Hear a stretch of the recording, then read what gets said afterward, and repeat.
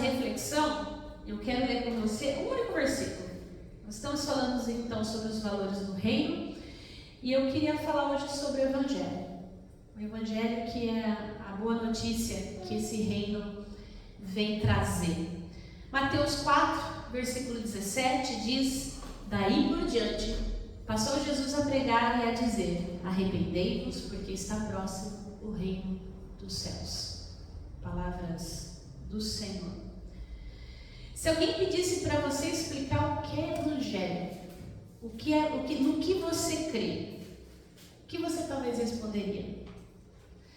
Talvez você poderia dizer: olha, Jesus te ama, mas por causa do pecado você está separado de Deus e a gente não pode se relacionar com Ele. Jesus morreu por você, pagou o preço do seu pecado, e ao crer em Jesus você pode conhecer e experimentar esse amor e receber a vida eterna. Você crê nisso?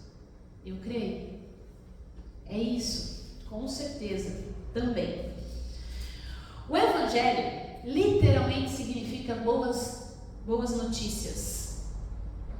Quando a gente fala do reino de Deus, existe uma proclamação desse reino, que é uma boa notícia.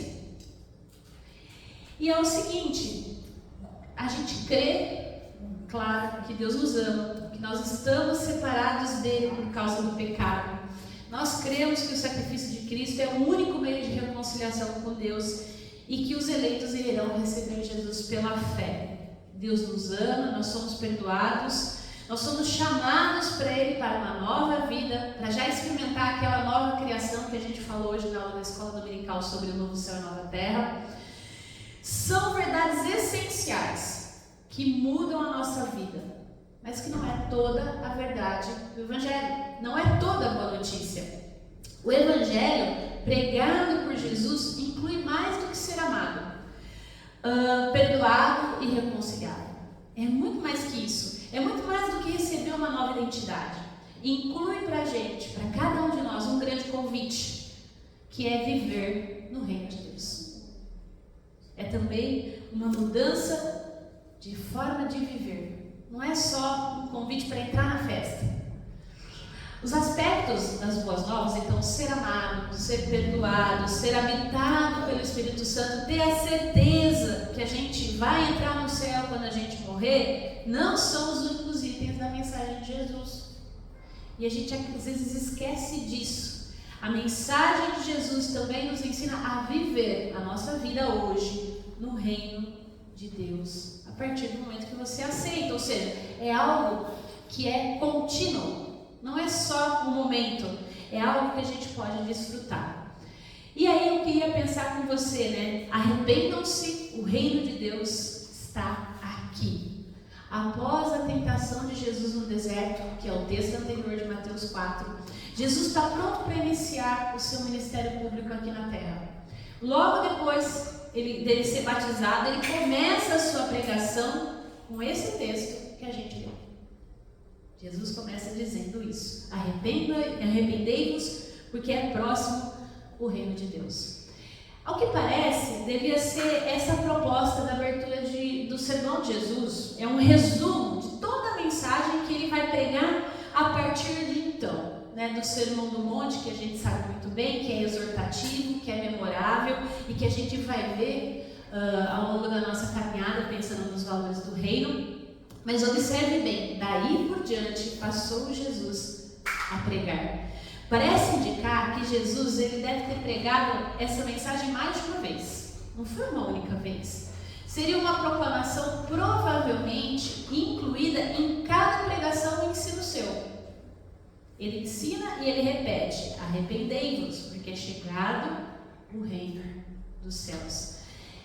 E a palavra pregar, né, que é frequentemente usada nos dias de Jesus, ela diz respeito ao mensageiro, ao arauto, aquele que prega uma notícia, aquele que vai falar sobre uma mensagem de um rei. Para nós é uma coisa muito assim, fora do normal, porque a gente vive numa república, um sistema de política diferente, né? Hoje a gente tem poucas monarquias instaladas, mas a ideia é essa, de que existe um rei, que tem um reino, e esse mensageiro, quem prega, leva uma notícia desse rei. Basicamente essa é a posição.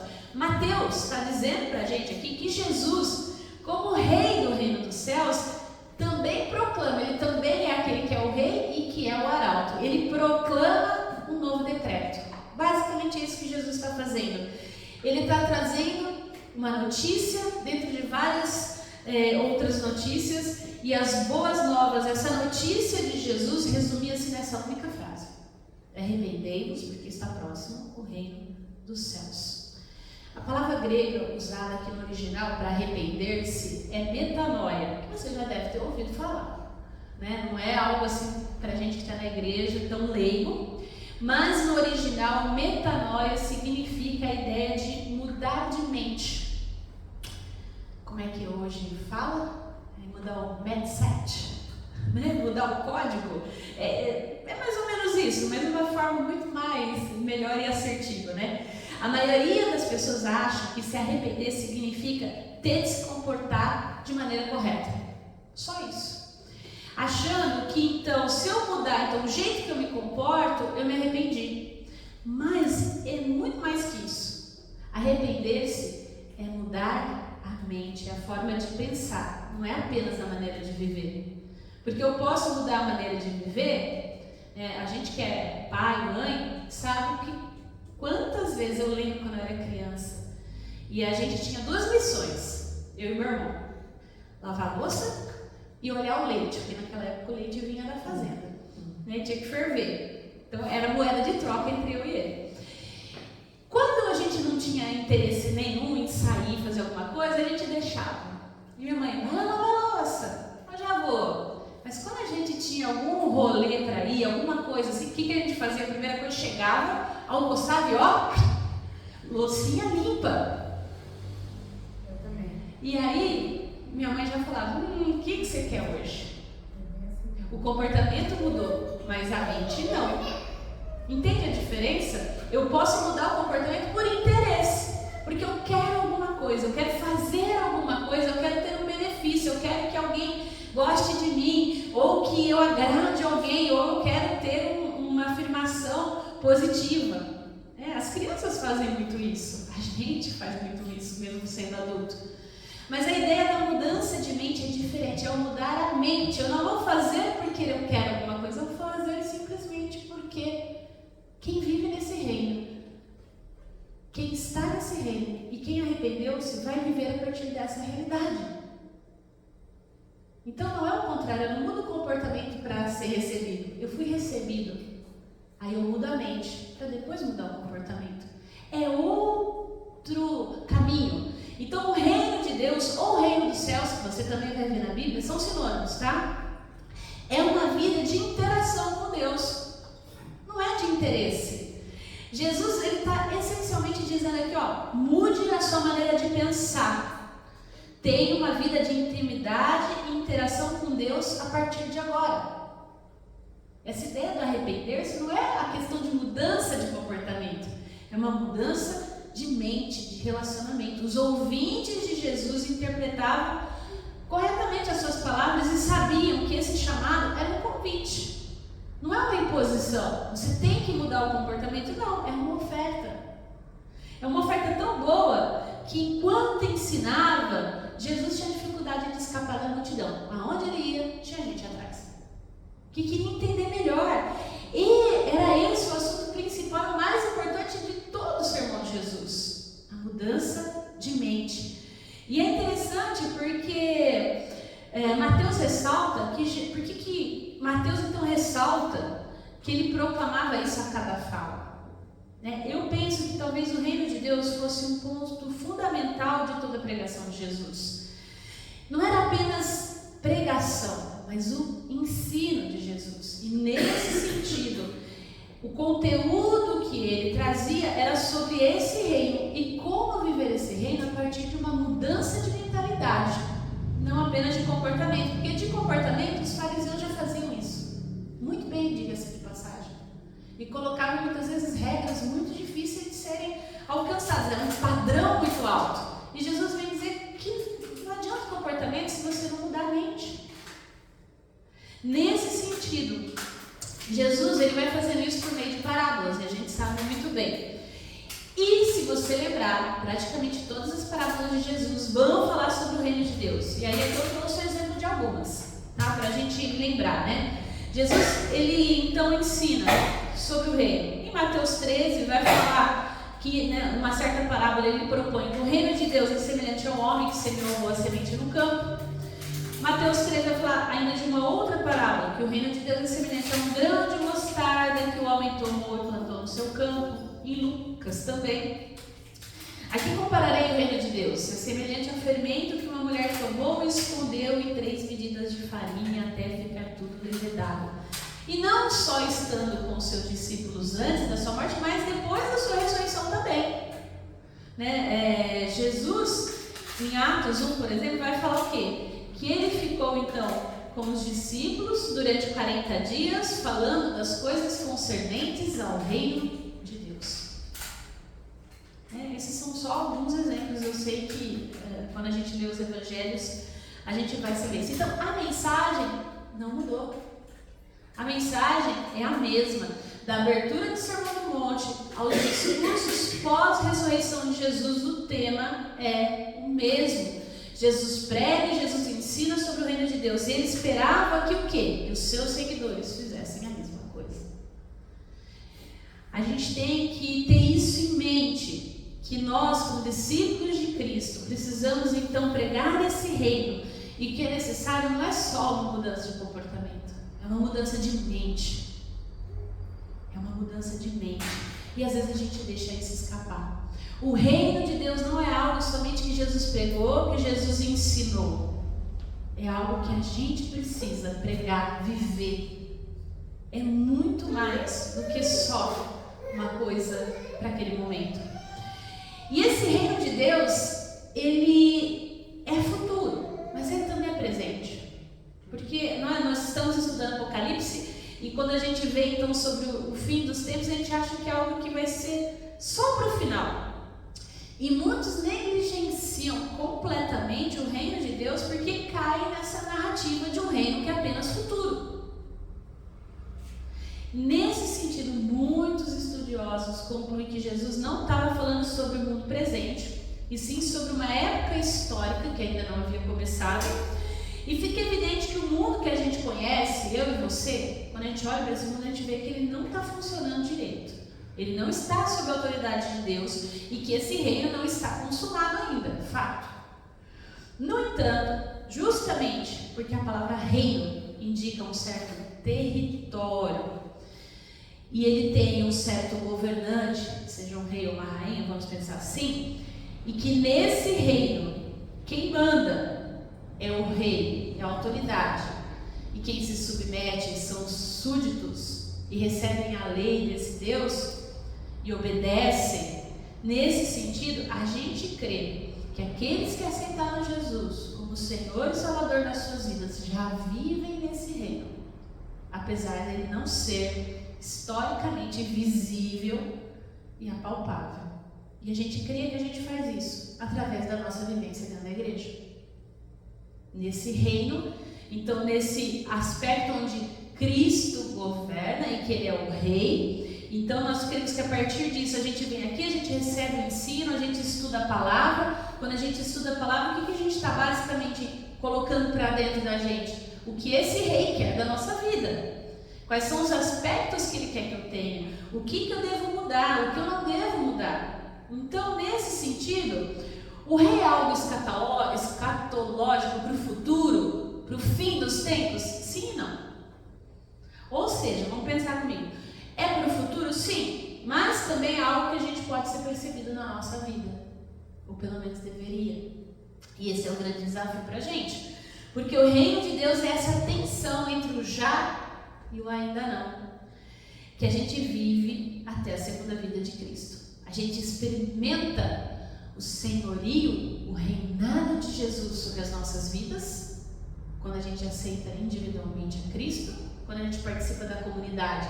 Isso é estendido, porque a salvação ela começa individualmente, mas ela parte então para um lado comunitário.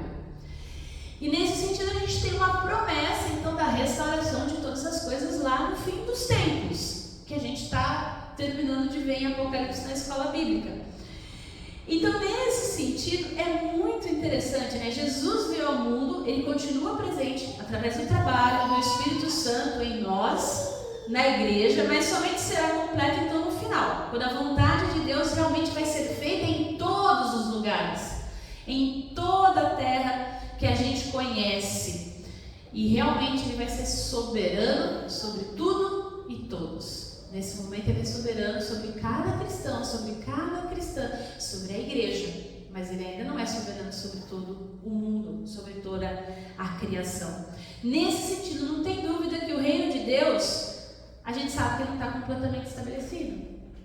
A gente se empenha em obedecer a Deus, em participar e praticar os seus princípios a partir de uma mudança de mente, a partir de arrependimento. Pelo menos deveria ser, e não por medo. Não por medo. E nesse sentido, como a gente sabe que a gente deseja que Cristo reine na nossa vida, que Ele reine na igreja, a gente ora todo domingo: venha o teu reino, seja feita a tua vontade. E não é porque esse reino ainda não está na sua plenitude que a gente não pode vivê-lo. Porque o reino de Deus, ele é uma realidade presente que será consumada no futuro. Ele está aqui, ele é tão real e poderoso como sempre foi. Tudo o que Jesus disse sobre o reino de Deus é verdade para a vida de cada um de nós que aceitou Jesus como Senhor e Salvador. Ou seja, o poder governante que regerá no futuro todo o universo, hoje governa a minha vida, a sua vida e a vida da igreja. Então, Jesus nunca disse: meus ensinamentos sobre o reino, especialmente todas aquelas parábolas, não se aplicam a vocês. Ele nunca disse isso. Nunca disse que, olha, é só para o futuro, quando eu vou retornar vitorioso. Não, é algo que a gente pode aplicar agora, é algo que aquelas pessoas que ouviam ele a primeira vez poderiam aplicar na sua realidade. Por isso que eram coisas do cotidiano dessas pessoas, que elas podiam entender, que elas podiam realmente absorver. Jesus fala sobre um reino presente nas suas boas-vindas, nas suas boas novas. Jesus nos diz que aqueles que vivem em uma aliança com Ele no reino de Deus são dotados de grande poder para fazer o bem, aquelas coisas que nós somos chamados para você. E isso é sempre demonstrado na vida do ministério de Jesus. Mateus 9,35 diz: e percorria Jesus todas as cidades e povoados, ensinando nas sinagogas, pregando o evangelho do reino e curando toda a sorte de doenças e enfermidades. Eu não sei se você consegue ver a conexão. Ele proclama as boas novas do reino, em seguida ele demonstra o poder quando ele cura e expulsa demônios, ele quebra as amarras do pecado e os traços de morte que implica sobre a vida daquelas pessoas. Era um reino aqui e agora, acessível, que Jesus demonstrava através de atos sobrenaturais. E que nós, como igreja, também somos convidados a demonstrar. O reino de Deus é a manifestação do poder no grau máximo do universo. Então as doenças, as forças da natureza que se rendem a esse poder, os demônios que se sujeitam a uma simples palavra precedente desse reino, em nome de Jesus. Jesus é o nome sobre todo nome, poderoso para restaurar as nossas vidas. Paulo, ele afirma isso em 1 Coríntios 4,20, pois o reino de Deus não consiste em palavras, mas em poder. Assim, quando Jesus nos convida então a estar com Ele, a fim de nos tornarmos como Ele, está pressupondo que eu e você, nós iremos experimentar essa mesma autoridade e o mesmo poder pela mudança de mente, pelo nosso arrependimento. Sabendo que então, e aí eu queria deixar essa frase aqui, do John Stott. Sabendo então, o Evangelho é a boa notícia de misericórdia para o indigno, o símbolo da religião de Jesus é a cruz, não a balança. Por isso que a gente é convidado a levar vida. Não é mudança de comportamento, é mudança de mente. O comportamento vai mudar depois, com certeza, a gente não está entrando nisso, mas a questão é um coração quebrantado, um coração arrependido de fato, que vai então, não, Deus não quer isso de mim, e a pessoa vai sendo transformada, ela vai mudando, ela deixa de pecar de forma propositada. A cruz nos lembra que o reino de Deus requer submissão. Por isso a gente precisa entregar todo o poder, todo o controle também das nossas vidas para esse grande rei que é Jesus. Porque senão também a gente não tem mudança de mente. A gente também vai estar operando na mudança apenas de comportamento, mas a nossa mente vai estar dura para o que Deus quer. Assim a gente pode desfrutar do reino totalmente quando a gente entrega também a orientação da nossa vida, do nosso coração, de tudo que a gente é, de tudo aquilo que a gente faz, a orientação do Espírito Santo. Como eu faço isso? Em oração. Em oração. Perguntando para Deus, conversando com Deus, porque esse rei é um rei presente, que ouve, que atende já nessa realidade. Não é só na realidade futura, onde ele vai estar presente com o seu povo o tempo todo. Eu e você, a gente desfruta do acesso direto a Deus por causa do que Cristo fez na cruz. Isso é maravilhoso. E eu queria seguir para a conclusão, pensando com você que a principal mensagem de Jesus era sobre disponibilidade, sobre a presença e o poder do reino de Deus já aqui. O poder da igreja nosso reside no reino. A boa nova é sermos convidados a viver essa vida com Deus, com mentes transformadas, entrar no reino mediante a nossa entrega humilde, entregar a nossa confiança, a nossa disponibilidade, a nossa força vital, como a gente falou semana passada. Realmente abrir mão das amarras de pecado que estão na nossa vida. Deus está criando uma grande comunidade de pessoas cujo coração e caráter são moldados por Jesus. E é a partir dessa realidade, então, do caráter moldado, da transformação de mente, que o reino acontece. Também para aqueles que não conhecem. Porque tem alguma coisa diferente nessa pessoa. Numa outra situação, a pessoa tiraria proveito, mas não foi isso que aconteceu. É isso que eu quero dizer. É uma mudança de mente, porque o reino já chegou, mas ainda não está presente na sua plenitude. E eu e você, a gente vai errar nisso várias vezes.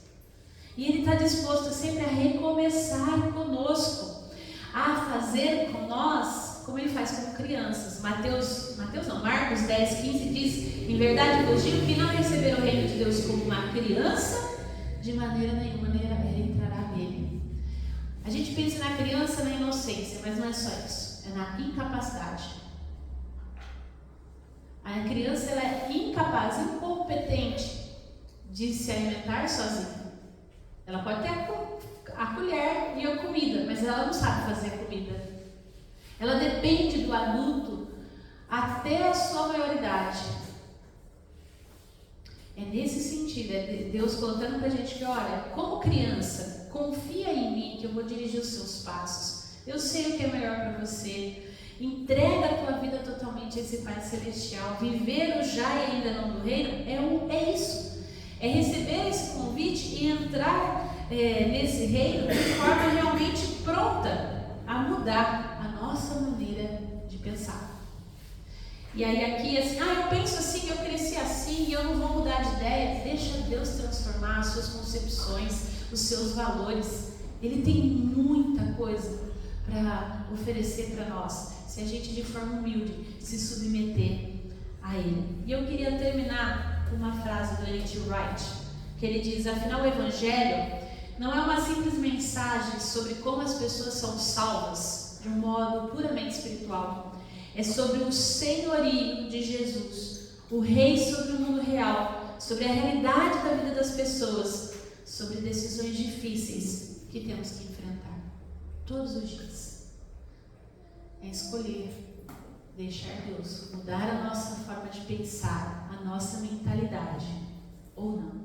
Que a gente possa realmente deixar-se levar pelo que Deus tem para nós e por nós, através de nós, na vida de todas as pessoas. Amém?